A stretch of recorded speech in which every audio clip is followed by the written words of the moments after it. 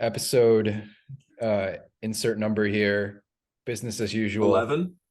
Men at work. Seamus. Yeah, could be 11. That's what Seamus said. But Okay. Assuming we don't scrap anything. Yeah, I sounds mean, he good. left the We Zoom, so. never do this. We have a website. Buy our stuff, please. Okay. Now, yeah. Back to business as usual. Yeah, men at work. And the quick thing I had, and I wanted to share with you guys. So I was looking at it on Spotify and I saw that they have an upcoming show, the Microsoft Theater in LA with Smash Mouth. Wow. Really? Yeah, the sneakiest show, top show of 2023. So just wanted to throw that out there. It's coming up. It's coming up. So I mean, that's a Mark? Do you have an for actual me. date for that? Yeah. Not that I'm trying to go or anything, but I'm trying to buy a $1,000 round trip plane ticket. Yeah, I think and it's for probably just receipt. Colin Hay. July. It's July 21st. So if you're in LA, guess it's I'm going to July be in 21st. LA. Won't be there, but wish I could be. Just for the sax. That's what I was thinking. Yeah. Yeah. Great transition. Man, this album was fun. It hits hard the whole time through. Like it doesn't really take a break, I feel. Yeah. As our resident sax expert, Jack, what is your take? Yeah. Good point. The sax Expert. The sax is good. As a It is professional, Great, yummy. even? it could be considered great on some parts. Yes. Astute observation. I'd say, I guess I can, kind of just jump into my thoughts on the album. I'd always been a Who Can It Be Now and Down Under guy, I never really get the album as full listen. And those two songs, I feel like, you hear Down Under, that's one of like the most popular radio songs like ever. I mean, it is just so big and everybody knows it. And I always think of like Kangaroo Jack when I listen to that song. The unofficial anthem of Australia, I'm pretty sure. Exactly. Unofficial. I don't know, it might be official. Well, we'll see. But yeah, sometimes I skip it, but most of the time, I don't know. I still just love Down Under. I feel like it's a great like road trip song. I don't know. I love it, and I don't think it's like a corny radio. Like they're not a one-hit wonder band, I guess is my point. A lot of bands that have a song that's so much bigger than the rest of theirs kind of can just be seen as that's their like only good work. But this whole album is really great. Who Can It Be Now? I mean, the whole first side is awesome. Like every single song is just like you can listen to it over and over again. Underground is really great. Help Us Automation, really great. I'd say probably the weakest part of the album is People Just Love to Play with Words, in my opinion. I just don't think it really brings much to the table in the way that the rest of the album does. I feel like every band member and all the other songs are kind of like going at full steam. But then people just love to play with words. I don't know. It kind of feels a little empty relative to everything else. I would say after that, Be Good Johnny is a fun song. And then Touching the Untouchables is a really cool song. I think just like the guitar riffing in there is like, I don't know, it's really creative and unique. And I feel like that's the case with all these songs, that they have the sound of Men at Work, but they all have a really distinct sound. And they all can kind of work as singles on their own, for the most part. So yeah, I'd say like MVP of the album is that recognizable cover. I just love it. Just so Men at Work, the yellow on black, like good one. I love that album cover. Very recognizable. Yeah. And it's I see that cover and it kind of puts you in a good mood. I feel like this whole album is like a good mood album. Kind of like the Australian lifestyle. Not that I know anything. High energy. Yeah, high energy, fun. Not the Outback style. Exactly. Australia, yeah. It's kind of just like that carefree, happy-go-lucky attitude on the whole album, and just like positive and sunny. And I think the album cover makes me think of that when I look at it. Best song, I'd probably say Who Can It Be Now. And then least favorite song is People Just Love to Play with Words. Awesome. Good take. I'll hit it up right now. I love this album. I recommended this album this week. It's one of my favorites.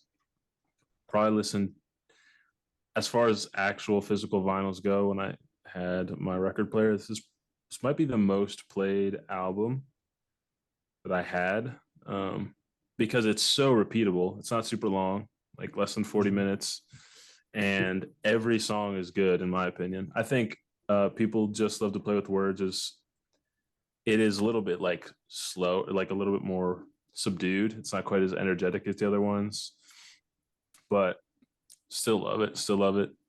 And as you mentioned, Jack, like the radio hits, like Who Can It Be Now and Down Under, like they're radio hits, and I've heard them so many times, but they're still great songs. And to me, they're not overplayed either. Like I listen to them all the way through every time. I think Helpless Automaton is like a super interesting song. I think it's like completely different than most of the rest of the songs on the album. The way it is sonically, the way it sounds. And I guess Greg Ham solos the vocal or wrote it alone. But I think I don't know who's singing on it, but whoever's singing on it, yeah, he doesn't take as main a role on most of the other songs, I don't think. Because he's like the saxophone, keyboard, like flute. Gotcha. Because Hayes' voice is like iconic. The most iconic, dude. Yeah, and it's an amazing voice. Yeah, it's so good. But Helpless Automaton was super interesting. And I definitely wanted to talk about that song because I don't know if you guys know Devo, but it sounds like a love letter to Devo.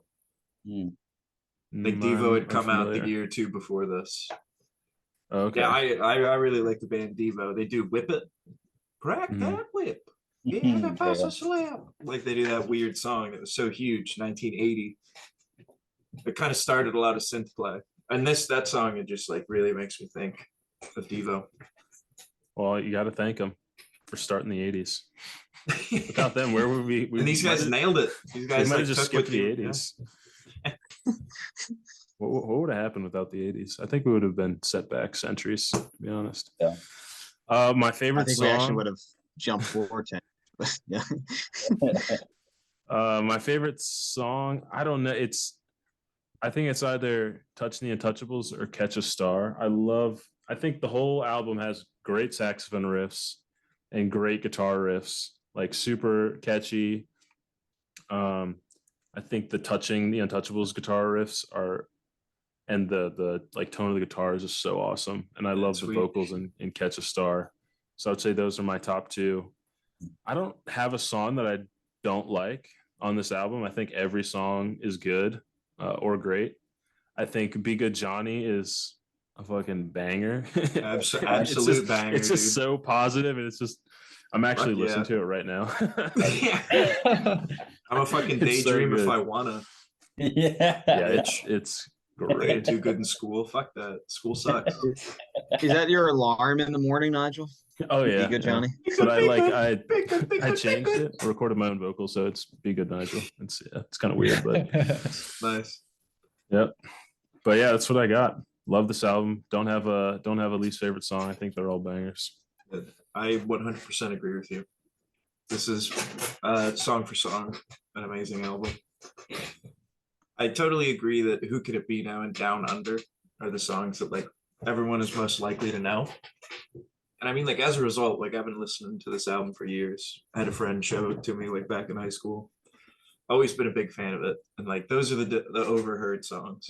I may skip, but probably won't, because why would I? They're still amazing. Mm-hmm. But after going back to it, after like I haven't listened to it in a while, so it was really great to like pull this one back up. I Can See It in Your Eyes is such a good song. Yeah. And I don't know, like I think it has like a great set of lyrics, like it's just an interesting situation of this like guy who's in this like totally failing relationship and realizes it. It's like I don't know, it's very poppy too. The synths are really cool on it. Shames is like, I didn't listen. Yeah, what are you talking about? I didn't get that at all. Yeah, because like one good thing to look out for in this album is some of the lyrics. It also Yeah. kind of sticks with that very energetic. Like Colin Hay, especially, kind of really holds it down. Mm-hmm. I definitely recommend people to listen to their other album, Cargo, as well, with like Overkill and Mm. songs like that on it as well, and also his solo stuff. I remember picking up like a $1 CD at a thrift store of Colin Hay, like all acoustic stuff, and it was really fucking good too. Really? Good to know. I don't remember the I'll name of definitely it. check that out. He's released a lot. I could probably find it, but he's an insanely talented guy, and he also has like a talented crew with him that he got together to form Men at Work. Like off of this album alone, they won the Grammy Award for like best new artist. Just Really? straight up, they had what 10 songs, best Mhm. artist, and they absolutely deserved it. That's awesome. I would I also know that. definitely shout out "Down by the Sea" as another one of my like favorite songs, because I'm like a really big prog Big rock fan of that fan. one. Yeah, this kind of gives me prog rock vibes, Yeah. especially with the lyrics and how it really like builds. It starts out very slow. It's just kind of open sounds, a lot of reverb, but makes me think like Genesis, honestly. Because Genesis see that also has a from the song drums. called "Down by the Sea," ironically enough. Mm. But yeah, I really like the instrumentation on that one, and Colin Hayes like wailing singing, also Mhm. really, really on show there. And obviously, Helpless Automaton, Automaton. Just Yeah, a the way he a says diva love letter. automaton is kind of interesting, but maybe it's just the Australian accent saying Yeah. things wrong. Mm. I don't know. I don't hate his voice. I think that song totally has a place on this album. Yeah, no, I don't hate his voice Absolutely. either. I think it's kind of jarring coming from like four songs of Hayes like signature style vocals to something that's completely different because it Yeah, really is once you completely hit that different. chorus, dude, with that guitar, Yeah, it's like great. you're fucking in that song. Helpless automated, making nothing Yeah. happen to you. It's true. So Yeah, it's dope. so good. Can't wait to move to Australia and just Yeah, it's a better place, better songs. Yeah. But yeah, honestly, top tier album. Has Not a anyone bad one on here. listened to these bonus tracks? I did I not have listen to any of them. This is Okay. probably a CD reissue. What the hell's that? What is that Oh. format? I don't know. I don't think I've ever listened to a CD. Never so. heard of it. Before you other guys go, really interesting that in 2010 We have Federal- names. Yeah, we're the other guys. We're not just meat, Jack. All right. Guys. The eye candy is gonna have to wait. In 2010, a federal court in Sydney found that the flute riff from Down Under was plagiarized from another Australian song written in 1932, and they said it had substantial amount of the original song, and they try to get 60% of royalties for Down Under, which is probably a lot of money. Yikes. Wow. Yeah. And then Yeah, they what a got shameless money grab that was, Yeah, right. honestly. 60%. They got You 5%. stole our flute riff, which From was like 1930. From 3 seconds 50 long. years ago. They should have got Zeppelin's lawyers, man. Zeppelin got away with Stairway to Heaven. And there's the Zeppelin reference. You're welcome. Yeah. You. Yes. But yeah, they ended up Needed getting to 5. happen. They only got 5. So as for 60, they got 5. I don't know if I count that as a win, but it's better than nothing. I'd take 5%. It's 5% I'll free also money. take I think they stole my flute riff too, to be honest. Now that I think about it, I did something similar in 79. Back on a 1% for me, please. Yeah. Just Anyway. pencil me in. I did notice that. I saw that. And I was going to say, like, what do you guys think about that? Because that's a big conversation with Zeppelin, like, just in terms of, like, you know what I mean? Like, a lot of people try to always point out, like, oh, like, a lot of people don't know they're thieves. And it's like, Yeah, it's like, all right, don't be such a downer, man. It's a great song. Enjoy it. Like, music, by definition, art is literally just, or any thought or any word ever is just something you heard from someone else and you comprise it in your head and then release it. Yeah. Like, all whatever. It builds. sounds good. Enjoy it. Stop being a little bitch. Anyways. Yeah. Yeah. No, I mean, Say I what you think want it's- about them like stealing the Stairway to Heaven riff, but they made it their own, and it's still like Yeah. a good piece on its own. Yeah. I think that regardless. it's silly. Like I think there's a line as far as plagiarizing or taking someone else's song. Like there's a line, I don't know exactly where it is, but you make music or any kind of art, right? Whether it's visual art or writing. And like the point is to like, express something to other people, right? And it just seems silly to me to be like so, especially if you're a successful artist already and you're like what does it matter? Like the money. You're aspiring to inspire other people and then getting butthurt when you're successful at doing it. It just doesn't make any sense. Yeah. So, and I was gonna say too, like, so there is a line. So I think in whatever context of plagiarism, I know that there's one kind of one of the things that gets you out of quote plagiarizing is like if you use it for your own, you know what I mean, and put your own meaning on it. So that's why certain covers can still be their own song. Like I think we talked last week about Hendrix's cover of All Along the Watchtower. It's basically a completely different song than Bob Dylan's. Um, and like Dan said, Zeppelin kind of take a lot of those things that they stole and make it their own. And I think in this case too, like you'd have to think that this is just way different than whatever that 1932 song is. Nige talked about the line and there being a line. I think the walk the line. line might be that Kid Rock song where he basically just like mushed together. Was it sweet? Is it Sweet Home Alabama? Yeah, Sweet Home Alabama. And what's the other one? Because it's Werewolves of London, isn't it? Yeah. Yeah, it Yeah, is. he just mashed What a those two songs monster. together, which I guess is like its own thing. It's a Franken but song, dude. I'd So rather just fucking listen to both of those songs individually. Well, you're not a big Kid Rock fan? Come on. We should Bro, put a Kid respect Kid on. Rock. I didn't mean to get Next- political. Sorry. Next week is Oh, a Kid God. Rock album. Sorry, I'm gonna Shane. get a Bud Light and a Kid Rock Oh, album. dog. Controversy. I think I just scored us a Bud Light bro, advertisement. It's water Yeah. anyway. Two things I hated already that I just don't care about, Kid Rock and Bud That's Light. probably the best take on the whole Yeah. situation. Oh, honestly. nonsense. Crap. Oh no. Yeah, Anyways, what that's interesting that you pointed that out, though. I thought that was worth talking about too. do you think about the album, Seamus? Dude, I thought it was a really cool album. Like this is something that was not on my radar at all, even though it was sitting in my basement because Nigel has it and I have all of Nigel's records. So He robbed He- me. I love this smoke Permanently. smile. Robbed me. Yeah. yes, I do. I have a Matter of lot of fact, power right now. this I have some car bastard. too. Hold Yeah. all the cards. I mean, he robbed me. I'm not joking. Yeah, of course you did. yeah. I was mugged. Yeah, I thought it was a great album. So first off, can I just say that I thought it was maybe only until today that I made the realization that this is not the same band that does Safety Dance. Really?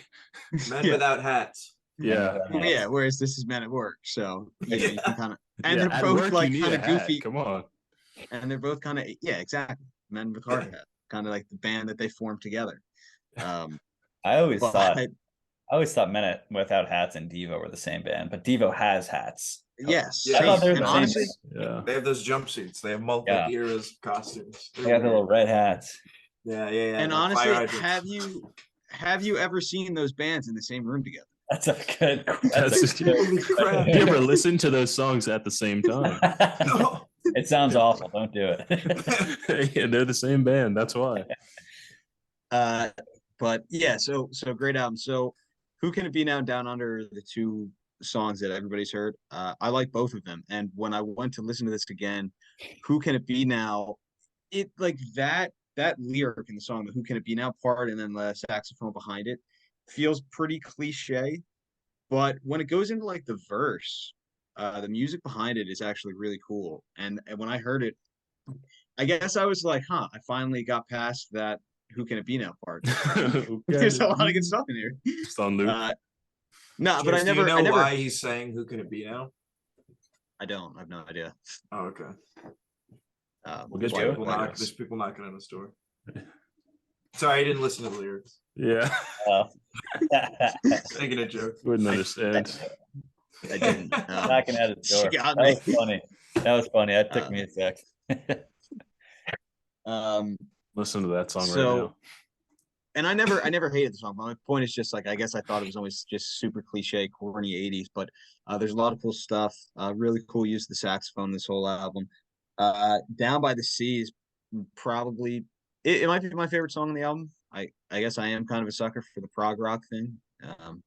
Maybe the biggest Rush advocate on the podcast here. So that kind of explains what you need to know there.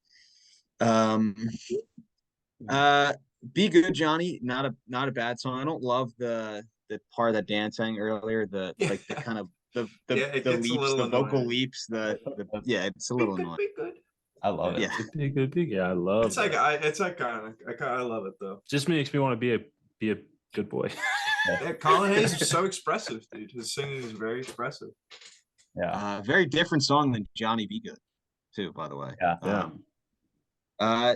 Catch a Star, I thought was cool. Touching the Untouchables was like probably my next favorite deep track. I don't know if I'd say I have a song that I really didn't like. I thought the album had a really cool sound. We've talked about that in different albums that we've discussed, like the togetherness of everything and how the pieces are still different. There's still variation, but it still sounds like one project. I thought they achieved that really well here. Another thing we talked about going back to Down by the Sea is just that idea of like the last song being a strong closer. I thought that was a really apt closer for this. Mhm. So I like the B sides a lot. I think the B side I almost might like more than the A side. I mean either or really. Just a really well-rounded album. Like Nigel said, there's some cool guitar stuff here. The '80s love a delay pedal. Like Flock of Seagulls, good example of that, Mhm. But there's like I said, there's some really cool sax stuff. Nigel pointed it out. There's a quick little sax solo or just like embellishment, and people just love to play with words. I thought that was cool. So yeah, I'd listened to it probably like 5 or 6 times at least in the last 2 days. Had it on at work a couple times a day. Listened to it a couple times yesterday. So surprisingly good album, I would say. Mm-hmm. Dude, every day when I went to the gym this week and before this week, not every single day, but it's always playing at the gym. This album, not the whole album, Weird. but Down Yeah. Under and Who Can It Be Now are always playing at the gym. Weird gym song. Workout music, I guess. I don't no, it's not. Is But that your, I is that your guess. military base too, right? So yeah, it's I it don't makes know it what's even going weirder for on. me. That's so strange. Yeah, but Yeah, that would probably make me hate the songs, honestly. Yeah. Because I'm definitely not trying to listen to them at the gym. well, But, I have headphones on, so it's not Yeah. that You have annoying. headphones But I on always listening to this notice. album. Yeah. Just take note, like, oh, again? Headphone goes back on. I Pretty synced it up much, perfectly. It was amazing. All right, just me. Yeah. Those Steve Inky. Yeah. A lot of the same thoughts as you guys. I'm trying to look through and just try not to reiterate everything that's been said. But yeah, I mean, agreed. Good album. I was not familiar with it as well. And listening to it through, I think it might warrant further investigation. I heard a good bit of like police in it, which I'm not sure if any of you guys had the same thought, but Yeah. I mean, Touch a that- Star I can kind of get like, the most, honestly. It's Right. the reggae like guitar Yeah, sound. it's I the fucking I Andy thought the drumming Summers too a feel. little bit at Yeah. certain Yeah. points. Yeah, He's the drumming. Rise, He gets a little Helpless, triplety. Autumn Mountain. And yeah, so obviously that's in pretty high regards for all of us. The MVP for me, again, kind of reiterating what you guys said, the hits, I think the public got it right. Who Can It Be Now? And Down Under. The fun quality sax work, easy MVP as well. And I'm glad that we got a couple Down by the Sea mentions. That was also a Good winner for one. me, maybe most underrated. Distinct Turn at the end of the album, awesome closer. And Jack already covered our bases, but also reminded me of Zeppelin. Maybe it's the name Down by the Seaside. Yeah. Maybe it's kind of that prog rocky ending, but I mean, we already said Zeppelin, so no need to harp on that. Now let's talk I- about it some more. I think it's The got outro? to be just the name. I don't really hear a lot of Don't hear the Zeppelin at all? musical similarities. No, I wouldn't say so. I mean, Yeah, I guess you're wrong. Inky. I don't know. Maybe you heard some. Maybe you heard Shucks. something I didn't hear. All right. Well, there you have it, folks. I'm wrong. Seamus is right. On to the reviews. I would also say Sorry, that I the didn't mean drumming, to shit on you. the drumming No, in this album you're is probably awesome. totally right. It was definitely just the name. Yeah, dude, all the And my there's brain a just made a- star-studded instrument lineup. Yeah. Just the simplest connection. I was like, oh. All right. I Where are we did putting this? no for the Sweet. rating. I did want to ask Nigel and Dan because you guys seem the most kind of uppity on the album. Like Yeah, big fans. I'm a little Definitely. I'm a little confused how this can be your most listened to album. And from your Damn. from your Bullshit. reviews and like how you guys talk about it, it's just kind of like a pretty general, like, oh yeah, I thought it was good, like good guitar work, good saxophone, good interesting lyrics. It's an interesting album. There's like what really stands out to you that makes it the like your most listened to album. And Dan, you're also saying that, you know, it's just an awesome album, one of your favorites. Like, look at these musicians. I've never heard of any of these guys. Damn, go off. Nick. Bunch of tomatoes. More hot takes. I mean, I'll come at it a little bit. So I think the main thing is I don't know these musicians outside of the band very well, right? I don't know what they've done on their own. It seems like Dan has listened to some of Hayes stuff, Colin Hayes stuff, but I don't know a ton of history on the band or anything like that. I just know this album and what's the album that has Overkill? Argo. Argo. I know those two albums and I know this album really well. And I think it's one of my favorite albums too. It's just very listenable. Like Sure. it's not something where maybe it's a great album, but it's not something you would listen to on a daily basis, right? Like if you're talking about like The Wall or something like that, like you can't listen to that every single day. Like Yeah, it's very you know true. what I mean? Versus an album like this, You're it's depressed. quick, it's pretty it's pretty upbeat. All the guitar and drums and saxophone and vocals are all interesting and they vary enough to where it doesn't feel like you're listening to the same stale thing over and over again. But yeah, I don't know exactly why it hits a home run so clearly in my eyes, but it just does. I think it sounds like you're saying it's just like a really listenable album. And you know, there might be better albums, but they're not as listenable on repeat. Mhm. But I agree with that. like I could say that about all of Pink Floyd. Like I think all of like Pink Floyd has like 7 better albums than this, maybe, but I can't listen to them very often. Yeah. It's Well, very can I also- digestible. Yeah. And I was also going to say too that, like Inky, you talk about the individual musicians, which is a fair point. But I don't know if this album, you know, we talk about some of the cool sounds. I don't think we really spoke about like virtuoso-esque playing. So I don't think that this is an album that's rooted in like musicianship, like a Steely Dan maybe. Although Steely Dan might have some qualities. I mean, just wait till we get to that episode. But again, I think it's got a really cool sound. So it's not necessarily about appreciating each individual musician, but just kind of I keep wanting to use the word aesthetic, even though that's obviously visual. But it's that same concept where it's just like you really just kind of appreciate the vibe that it curates.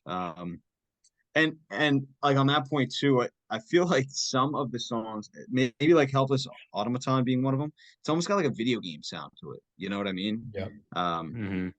So it's kind of just, yeah, again, I don't know. It's the mood is so different. It's so 80s, but it's not really cliche or cheesy, I wouldn't say. Yeah, did you know the Outside of maybe- drummer the drummer of Men at Work actually made the soundtrack for Spyro. That can be our new every episode thing. But yeah, sorry, Dan, I'll let you go too. But I just want to say I'm not, like I said, it was a good album. I wasn't trying to shit on it. I wanted a little bit more insight from you Two too questions. on what makes it kind of, so up there. Sorry, Dan, go ahead. No problem. I mean, I would say that this like works really well as an album.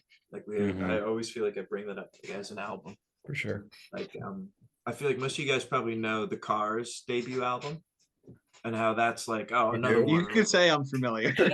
Yeah, good song after good song. And I think like what makes that kind of album great is that every song like showcases every musician perfectly. And I think a lot, like pretty much every song on this album showcases all of the musicians pretty perfectly. Like you hear a great instrument, like you can remember a great riff probably from every song, and it'll be a different instrument every time. The flute from Down Under is iconic. The saxophone from Who Can It Be Now? The guitar in Underground and Touching the Untouchables.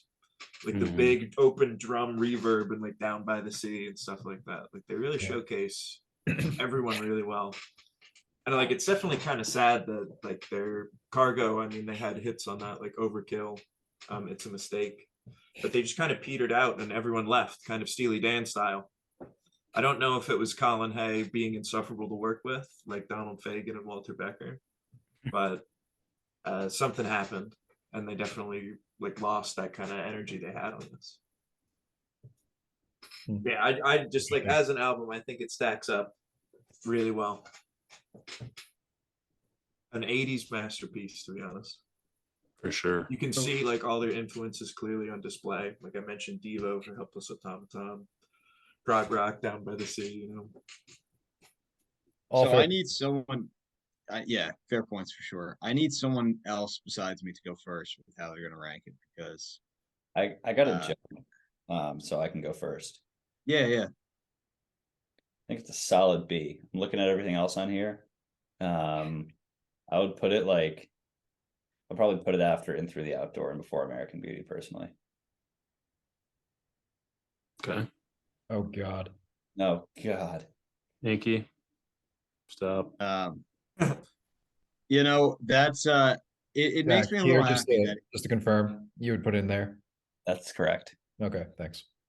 It makes me a little happy that Into the Outdoor is still getting some love because we definitely we definitely took a hard approach to it. What is it doing? A fair approach. We're critical, but fair. In Through the Outdoor, it's a short, digestible, fun album. And I'd probably go back and listen to that before I listen to this. That's a great way to put it up. It's fair. On that note, it's not my take, but enjoy voting. I'll talk to you guys later. We'll let you know where it ends up. All right. Take it easy. Thanks for coming. All right, now that he's gone, what a mess. Just we disregard that. I did not want to hear any guesses. I'm not gonna be happy. Like all right, this is above 1984. Clearly, dude. We might have to knock 1984 down. Knock everything down 2 ranks. My heart says 1984 is a B. Where's that put Chicago? Bottom of A. Chicago's in the ether. Not even an American city anymore. We disown it. It's spreading. It's in the dark. Hate is spreading to Chicago's. I agree. I think A. I'm bottom of A. I don't know. Sure. It's close between Rubber Soul for me, whether it's better or worse than Rubber Soul, but it's definitely an A. I'd take it over all the other ones below it. Got it. I'm calling Into the Outdoor, American Beauty. Yeah, I think Into the Outdoor, like Jack said, is a short, fun album, but I don't think it's nearly as good as. Yeah, I don't think it's nearly as good as an album as a whole. Seamus? I would say based on how we have this laid out, which by the way, I might just for fun just draw up my own chart with all of these because go for it. I don't know. But I don't know. It maybe all checks out, but given the way we have it laid out, like if Rubber Soul's an A, And some of those ones in B, I mean, I like Into the Outdoor more than probably the rest of the ones in B. I thought the Hall Notes one was good too. Cool, had its own sound. But dude, yeah, this Men at Work one, like in terms of listenability, which we keep talking about, like I tell you, I listened to it like 8 times in the last 2 days. That's just because like I knew down. It came to a point where I knew down by the sea, or down at the sea, whatever it's called, was the last song, and I was like, well, here we go again, Yeah. down. Yeah, dude, Yeah. You know what I mean? It's It's fucking similar good. to 1984 in that aspect where you can just listen to it over and over again. Yeah, Like, it kind of is, Yeah. man. it's not tiring. So Seamus, where are you putting it? I'll put it in A. God, I would put it behind Rubber Soul. It sounds like that's I'll kind of take it. agreeable. I'll take it. All right, It kind of is a toss up for like any day because Rubber Soul is an album that I would probably go right back to drive my car, man. Yeah. Yeah, it's We're pretty getting close here. for me between those two. We're getting So, pretty close. I just wanted to say that Fool in the Rain is better than Down Under. In the Evening is better than Who Can It Be Now. So against my will, I'm gonna give you guys what you want. I would agree with Jack, honestly. I'd probably put it in this opening we had made. yeah, but here's the thing. I think that having great songs is important, but having not great songs is way more important for its Fair rating. enough. Yeah. And Interesting. fucking Hot Dog drags it down so far. I will say I'm heavily Helpless biased. Automaton smashes the shit. out of Yeah. my God. Yeah, it does. Yeah, Inky's looking at its strongest song versus its strongest song. But if you guys are looking at like the weakest song versus weakest song, I guess it's Weakest all loosely. subjective. Yeah, come Yeah. on. It's you're only as strong as the weakest link, you know. What It's a a fair beautiful way take. to end No, I it. think it's yeah. It's a fair What's that, take. Inky? What a beautiful way to end it. Yeah. Strong as your weakest link. This is a great album. Yeah. Message for the kids. Yeah, don't be weak, kids. Don't be the weakest link. You suck. Be the weakest link, or you're getting axed. Nigel, anything else to say to the fans to leave off? You Fire know, them. have a Fuck the haters. Fuck fuck the the haters. haters. We review what we want, dude. Yeah. We're gonna review albums from Get out of here. every era. We might bring it back to the Baroque period, the classical era. You never know. We'll get I'm the sure 90s Seamus in would here. not like that, but it might happen. There's no lyrics though. I think- That's the cool thing about. All right, you got me. So, dude, You fine. got me. Hell I'm yeah. in. Yeah. We'll do the gay 90s or that vinyl record you put into Yeah. the gay 1890s. The gaiety 90s, the Yeah. gaiety of the 80s or whatever it was. Yeah. Okay. On that note, I think